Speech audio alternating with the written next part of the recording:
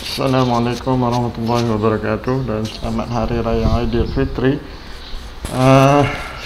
Bertemu kita kali ini di PDPR sempena PKP 3.0. Semoga semuanya sihat, berada dalam keadaan sihat seadanya. Kita mulakan kelas dengan bacaan doa. Bismillahirrahmanirrahim. Allahumma ftah alaina hikmataka wa anshur alaina min hadaini rahmatika ya arhamar rahimin. Rabbi shrah li sadri wa yassir li amri wahlul 'uqdatam min lisani yafqahu qawli. Baik. Okey, dalam tajuk terakhir kita di sekolah kita dah membincangkan mengenai rantai dan siratan makanan. Saya percaya ramai yang masih ingat dan mungkin ada juga yang dah lupa. Okey, sebelum tu kamu boleh buka buku teks dan rujuk seperti mana dalam buku teks seperti yang saya tunjukkan kat dalam skrin ni. Okey, buku teks muka surat 77. Muka surat 77. Okey. Dalam tajuk ni dia bermula dengan pengeluar dan pengguna dan sebagainya lah. Kamu boleh baca di dalam buku teks kamu bermula muka surat 77. Okey, hari ni kita nak bincangkan, kita nak ulang kaji dulu sikit. Masihkah anda ingat berkenaan dengan 4 perkara ni? Habitat tu apa, pengeluar tu apa, pengguna apa, dan juga fotosintesis. Okey, jom kita ulang kaji, kita ingatkan balik.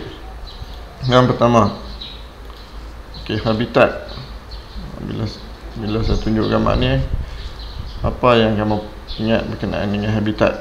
Okey, ada padang pasir, ada di kampung, di kebun, dusun, kemudian di hutan, di kutub utara selatan, di hutan-hutan di paya, hutan tropika, di savana, di padang rumput, dan di dalam laut.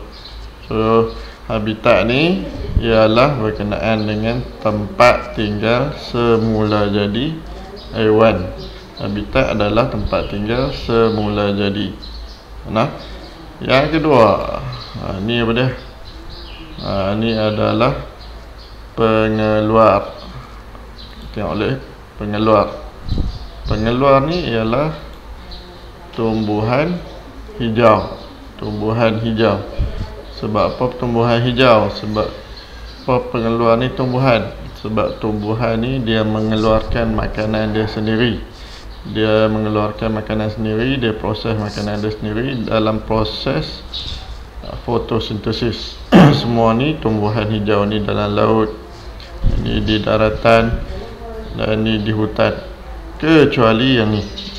Ni apa dia ni? Ni adalah cendawan. Cendawan adalah tumbuhan, tapi dia bukan tumbuhan hijau. Maknanya dia tak menjalani proses fotosintesis. Oleh sebab tu dia dapatkan dia punya sumber vitamin mineral dia daripada tumbuhan lain. Nampak, dia menumpang pada tumbuhan lain. Okey. Cendawan ni bukan pengeluar. Yang lain tumbuhan hijau ni semuanya adalah pengeluar. Yang ketiga, pengguna. Pengguna tu siapa? Pengguna adalah yang menggunakan makanan yang dibina oleh tumbuhan. Pengguna terdiri daripada haiwan dan juga kita lah, manusia. Dan yang terakhir, proses fotosintesis. Ingat lagi yang kamu dah belajar tahun lepas. Proses fotosintesis ni adalah proses tumbuhan hijau membina makanan dia sendiri dan akan digunakan oleh pengguna-pengguna tadi ni, manusia dan haiwan. Macam mana proses fotosintesis berlaku adalah dengan gabungan cahaya matahari, gas karbon dioksida, air yang akan diproses menggunakan klorofil dan menghasilkan oksigen dan glukosa. dan lebihannya akan menjadi buah dan sebagainya. Inilah tenaga yang kita dapat.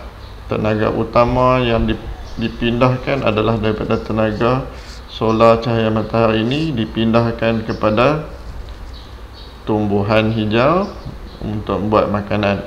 So makanan tu akan menghasilkan tenaga. Kemudian tenaga dalam makanan, dalam tumbuhan akan dipindahkan kepada pengguna-pengguna yang makan makanan daripada tumbuhan. Kemudian tenaga yang terdapat pada haiwan yang makan tumbuhan tadi akan berpindah pula kepada pada apa?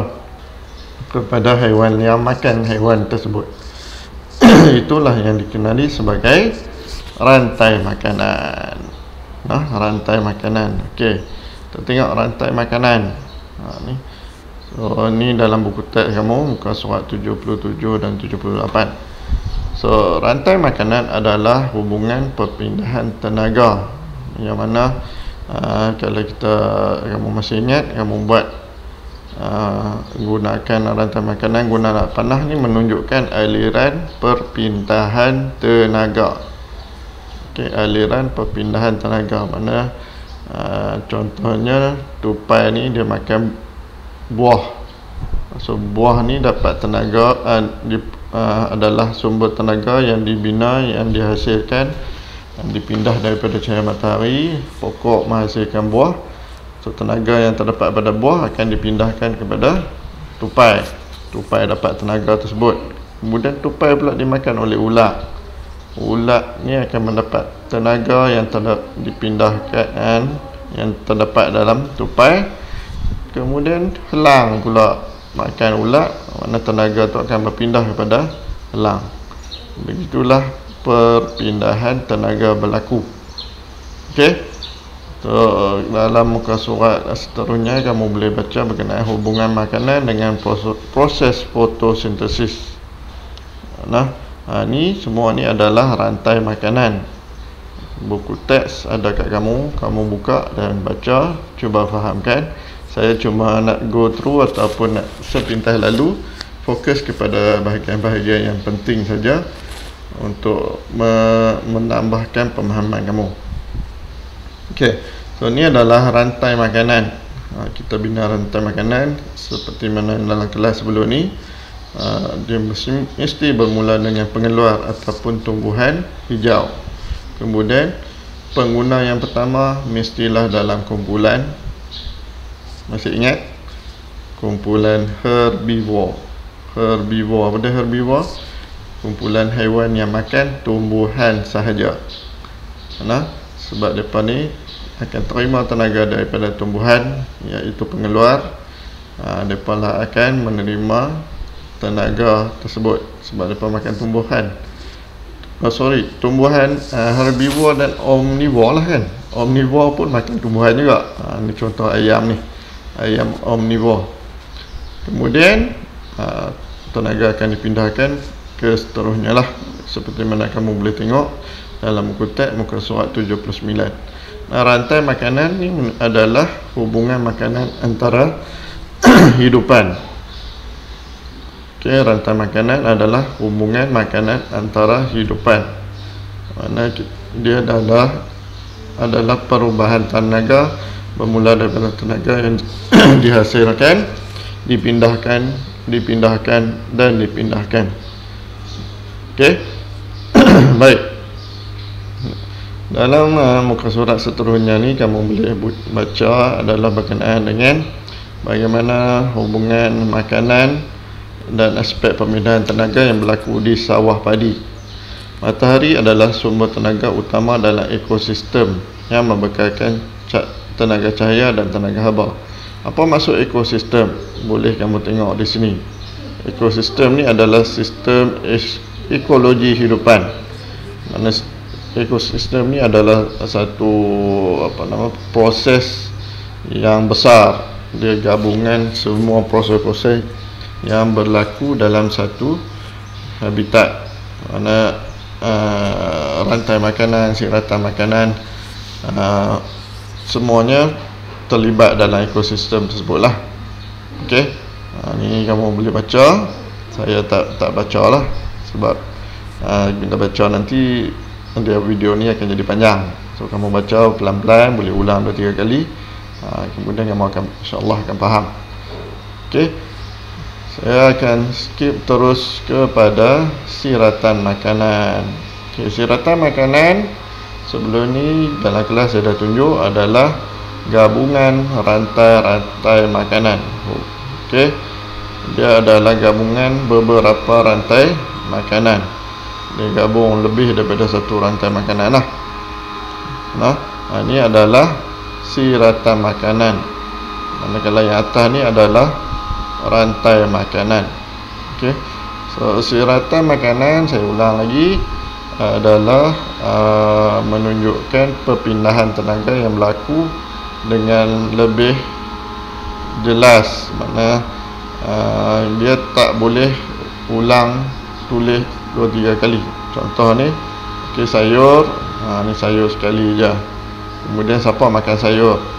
Itik makan, kambing makan. Dia tunjuk terus, kambing makan, ayam makan, beluncang makan, itik makan sayur. Kemudian siapa makan kambing pula? Tenaga daripada kambing dipindahkan oleh ular ke ular, sebab ular makan kambing, dan ular juga makan ayam. Kemudian beluncas ni, tenaga yang terhasil pada dia siapa terima? Ayam, menunjukkan di sini. So dalam siratan makanan kita hanya menunjuk penting dalam kedudukan anak panah. Anak panah penting, dan jangan ulang lebih daripada sekali untuk setiap tumbuhan ataupun haiwan yang kita tulis. Okey. So semua ni kamu boleh rujuk dalam buku teks 83, muka surat 83 dan 84. Okey. Siratan makanan adalah gabungan rantai-rantai makanan. Baik. So untuk hari ini apa yang kita nak refresh, kita nak tambah ulang kaji dan tambah pengetahuan sikit adalah saya nak kamu uraikan siratan makanan yang terdapat pada muka surat 86 menjadi rantai makanan. Okay, menjadi rantai-rantai makanan. Macam mana tu? Kita tengok muka surat 86. Okey. Mana muka surat 86? Ni dia muka surat 86. Muka surat 86 ni ada dua situasi. Satu di dalam kolam ni. Ini dia bagi siratan makanan. Kita tahu siratan makanan adalah gabungan beberapa rantai makanan. So, apa yang kamu perlu buat, kamu pecahkan siratan makanan ni menjadi rantai-rantai makanan. Mungkin ada 2-3 rantai makanan, tak tahulah, kamu cuba pecahkan. Untuk situasi 1 di kolam dan juga situasi 2 di kebun ke di kampung ni. Okey. Daripada siratan makanan ni kamu pecahkan dia menjadi beberapa rantai makanan. Buat yang mana? Dalam buku tulis. So rantai makanan yang terhasil nanti akan jadi lebih daripada satu lah. Okey. Yang seterusnya, bina siratan makanan berdasarkan rantai makanan yang diberi ni. Saya bagi 1, 2, 3, 4, 5 rantai makanan kamu gabungkan menjadi satu siratan makanan. Kalau yang atas tadi kamu kena pecahkan daripada 2 siratan makanan yang berbeza, pecahkan menjadi ini rantai makanan. Yang kedua, situasi 2 pun pecah jadi beberapa rantai makanan. Yang tugasan 2 kamu kena gabungkan daripada 5 rantai makanan, kamu gabungkan menjadi satu saja siratan makanan. Okey, faham tak? Okey, semua ni buat di mana? Buat di dalam buku tulis, kemudian hantar gambar tugasan kamu beserta nama, buat elok-elok ke dalam grup WhatsApp PDPR. Okey, jumpa lagi. Assalamualaikum warahmatullahi wabarakatuh.